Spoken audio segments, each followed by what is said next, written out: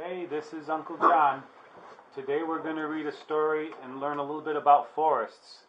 Have you guys seen something like this already where you guys are at? I have to go to the zoo to see something like this. But we're going to just test this out and see if we can't read you a little bit and help you learn a little bit about forests today. And we really thank your mom for giving us the opportunity to be able to talk to you guys today. Here you go. About habitats and forests. Forests are large areas of land covered with many trees. I don't think you'll see any animals like this in the forest where you guys are at. That's a gray wolf here.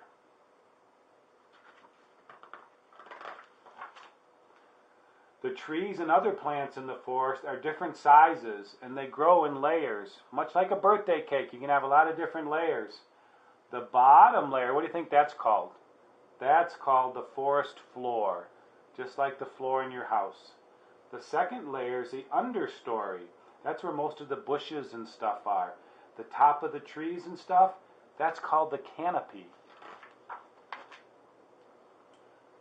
Tall trees make up the top layer, which is called the canopy. Uh-oh, I got ahead of myself. I just explained it.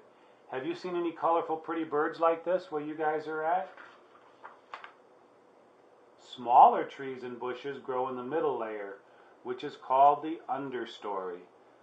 See the flowers and all the bushes at the lower level? Fungi and small plants grow on the forest floor. No, I didn't say fungi. I said fungi. Fungi is like a mushroom. Have you guys seen any mushrooms in Africa? See that? That's a morel mushroom. Those are really good to eat. And a chipmunk. Some forests have 4 different seasons each year. Those are the kind of forests that you'd probably find like here in Michigan. We get the snow, and of course we have all the pretty leaves in the fall, and then the new leaves in the spring, and all the green in the summertime. Do you get 4 seasons? I don't think so. Most trees that grow in forests with 4 seasons drop their leaves in the autumn. First they turn yellow, and they turn orange and red, and then they fall off. Those are called deciduous trees, the ones that lose their leaves. Do you know what they call the types of trees that don't lose their leaves? Those are called coniferous. I remember that because coniferous usually has pine cones, and cone and coniferous, whereas deciduous, it's kind of sad, but I think of it as deciduous dead. The dead leaves, they fall off. Some forests are very cold much of the year. This is called the boreal forest, and they're showing a snowshoe here that's blending in with the snow there. And these are white spruce trees. Most trees that live in cold forests have special leaves called needles. These are the coniferous the trees that I was talking about. Some forests have warm weather all the time. Many warm forests get a lot of rainfall year-round. Just like on the front of the book, there's I believe that's an orangutan, and he's using the leaves to keep himself a little bit dry in the tropical rainforest.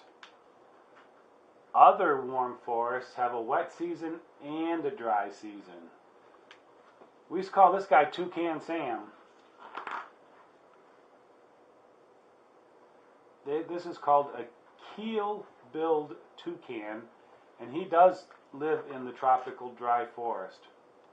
Many animals find food and shelters in the forests. We've got ourselves, it looks like a tortoise, and a black bear, and it's a box turtle. I'm sorry, not a tortoise. It's a box turtle. It's a red spotted salamander. Can you see that? It's hiding all the way down here in the leaves. There's also a broad-winged hawk hanging out in the tree. Do you see it? Some animals live in trees, like this green tree python. I don't think I'd be very excited if I was climbing a tree and saw a snake. Other forest animals live on the ground under the trees. These are white-nosed coati, I believe. And there's also leaf cutter ants. These little tiny things, these are ants. And there's a dart frog hiding down here in the corner. I think dart frogs are poisonous, and usually you can tell those animals that are very colorful usually tend to be poisonous. Forests help keep much of the earth fresh water, clean and pure. This is that deciduous forest again, like you would find in Michigan and Ohio, where we have the trees with the leaves that fall off, and they're showing a river otter. Those are a lot of fun to watch. They provide many things people use. So those forests help us get things like chocolate. They help us create medicine.